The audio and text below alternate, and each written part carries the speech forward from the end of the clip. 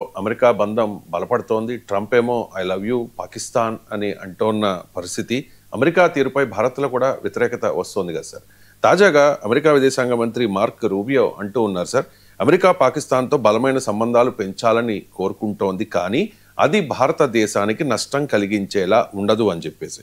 అంటే అమెరికా పాకిస్తాన్ల బంధం వల్ల భారత్కి నష్టం కాదా? అంటే పాకిస్తాన్ నష్టము, అమెరికా పాకిస్తాన్ క్లోజ్ అయితే ఖచ్చితంగా ఇండియాకి నష్టం.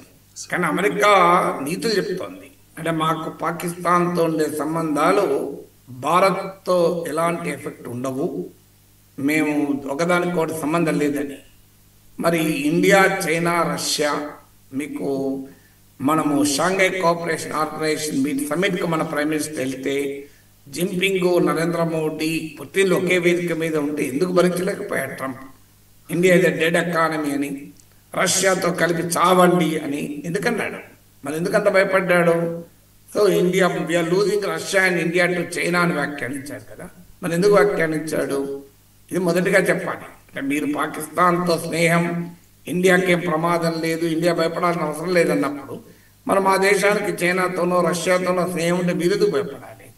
ఇండియాతో పోలిస్తే అమెరికా చాలా బలమైన దేశం కదా. ఇక రెండవది, అమెరికాలో చట్టమే ఉంది ఏకంగా, countering American adversaries through sanctions act, కార్సా చట్టం అని. ఈ చట్టం కిందనే కదా ఇరాన్ నుంచి ఆయిల్ కొనొద్దు, వెనిజులా నుంచి ఆయిల్ కొనొద్దు, రష్యా నుంచి ఆయిల్ కొనొద్దు, రష్యా నుంచి S-400 మిసైల్ డిఫెన్స్ షీల్డ్ కొనొద్దు, ఇన్ని కండిషన్ పెడుతున్నారు కదా. మరి అమెరికా శత్రువులను కౌంటర్ చేయడానికి మేము మీపై ఆంక్షలు పెడతామంటున్నారు కదా. మరి ఇదే countering Indian adversaries through sanctions act ఇండియాకి ఎందుకు ఉండకూడదు? అందువల్ల మీకు బలం ఉంది కదా అని మీకో నీతి మాకో నీతి ఉంటుంది కదా. ఇది రెండవది. మూడవది, అమెరికా మెటీరియల్గా కూడా సాయం చేస్తుంది, ఏదో డిప్లొమసీ కాదు. డిప్లొమాటిక్గా సాయం చేయడాన్ని మనం అర్థం చేసుకోవచ్చు. మెటీరియల్గా సాయం, ఉదాహరణకు F-16 యుద్ధ విమానాలు ఇచ్చింది, దాని మెయింటెనెన్స్ ప్యాకేజ్ కూడా ఇచ్చింది, బైడెన్ అడ్మినిస్ట్రేషన్ ఇచ్చింది, ట్రంప్ ఇచ్చాడు. అసలు ఇచ్చినప్పుడు ఏమని చెప్పాడు? దాని ఉద్దేశం ఏంటి? తీవ్రవాదులకు వ్యతిరేకంగా వాడాలి అని ఇచ్చారు. కానీ ఇంతవరకు ఏ తీవ్రవాది మీద F-16 యుద్ధ విమానం దాడి చేసింది? ఇండియా పైన కదా దాడి చేసింది. ఎప్పుడైనా మీకు ఇది బాలాకోట్ స్ట్రైక్స్ అప్పుడు చూసాం మనం, ఇటీవల ఆపరేషన్ సింధూర్లో కూడా చూసాం. మరి అమెరికా ఏమైనా అడిగిందా పాకిస్తాన్? అంటే అమెరికా ఇచ్చేటువంటి ఆయుధాలను భారతదేశానికి వ్యతిరేకంగా పాకిస్తాన్ వాడుతుంటే మీరు అమెరికా పాకిస్తాన్ల స్నేహం గురించి ఇండియా పట్టించుకోవాల్సిన అవసరం లేదంటే ఎట్లా కరెక్ట్? సో అమెరికా ఇచ్చేటువంటి సహాయంతోనే కదా పాకిస్తాన్ రెచ్చిపోతుంది.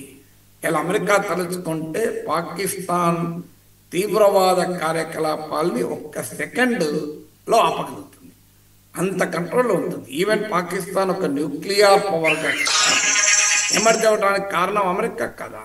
ఇటీవల CIA టాప్ పొజిషన్లో పనిచేసిన అతను ఓపెన్గానే చెప్పాడు కదా, పర్వేజ్ ముషర్రఫ్ పాకిస్తాన్ అధ్యక్షుడిగా ఉన్న సమయంలో న్యూక్లియర్ ఫోర్సెస్ను, అణ్వస్త్రాలను మొత్తం అమెరికా చేతిలో పెట్టాడని. మరి అది భారత్కు వ్యతిరేకం కాదా? ఎందుకంటే పాకిస్తాన్ మిలిటరీ న్యూక్లియర్ పాలసీ మొత్తం ఇండియా స్పెసిఫిక్, మనకు వాళ్ళకు తేడాది. మన న్యూక్లియర్ పాలసీ కానీ మన డిఫెన్స్ పాలసీ కానీ పాకిస్తాన్ స్పెసిఫిక్ కాదని.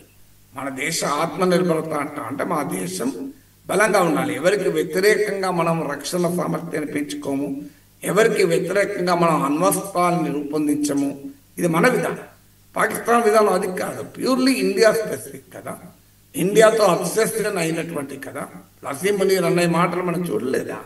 భారత్కి వ్యతిరేకంగా ఆపరేషన్ సింధూర్కు ముందు కాశ్మీర్ మా జీవనాడి అని మాట్లాడలేదా? ఇది అమెరికాకు తెలియదా? సో అమెరికా గడ్డపై నుంచి, ఫ్లోరిడా నుంచి మాట్లాడుతూ మా దగ్గర అణ్వాయుధాలు ఉన్నాయి, మమ్మల్ని మేమే పడిపోయే పరిస్థితి వస్తే 50% ప్రపంచాన్ని కూడా పడేస్తాం. ఇది కాదా ప్రమాదం అనేది? భారతదేశానికి నిరంతరం తీవ్రవాదులను ఎక్స్పోర్ట్ చేయడం లేదా పాకిస్తాన్? అందువల్ల అమెరికా పాకిస్తాన్ల స్నేహం ఇండియాకు ప్రమాదం కాదు అనుకుంటే, ఇండియా రష్యా స్నేహమో అమెరికాకు ప్రమాదం అట. ఏమైనా లాజిక్ ఉందా? ఇండియా రష్యా స్నేహం వలన ఉక్రెయిన్ వార్ వచ్చిందట. ఉక్రెయిన్ వార్ను మోడీ వార్ అట. మరి పాకిస్తాన్ వార్ను మేము ట్రంప్ వార్ అనకూడదా? అందువల్ల ఏమైనా అర్థం ఉందా? ఇండియా చైనా కలిసి అమెరికాకు ప్రమాదంగా ఉన్నామా? మన అమెరికా నాయకత్వంలోని పాడులో ఉన్న చైనా వ్యతిరేక కుటుంబంలో అయినా కూడా ఇండియా చైనా రిలేషన్స్ కాస్తంత మెరుగుపడితే ఎందుకు ట్రంప్ ఓర్చుకోలేకపోయాడు. అందువల్ల it's absolutely makes no sense కదా. ఎందుకంటే అమెరికా విధానం ఏంటంటే పాలసీ ఆఫ్ డ్యూయల్ కంటైన్మెంట్ అంటది. తన రెండు దేశాలని తన గుప్పిట్లో పెట్టుకోవాలి. అటు ఇజ్రాయెల్ పెట్టుకుంటారు, ఇటు అరబ్ దేశాలు పెట్టుకుంటారు. అలా ఇండియాని పెట్టుకోవాలి, పాకిస్తాన్ పెట్టుకోవాలనే వాళ్ళ విధానం. సో అందులో భాగంగానే ఈ మాటలు అంటుంటారు.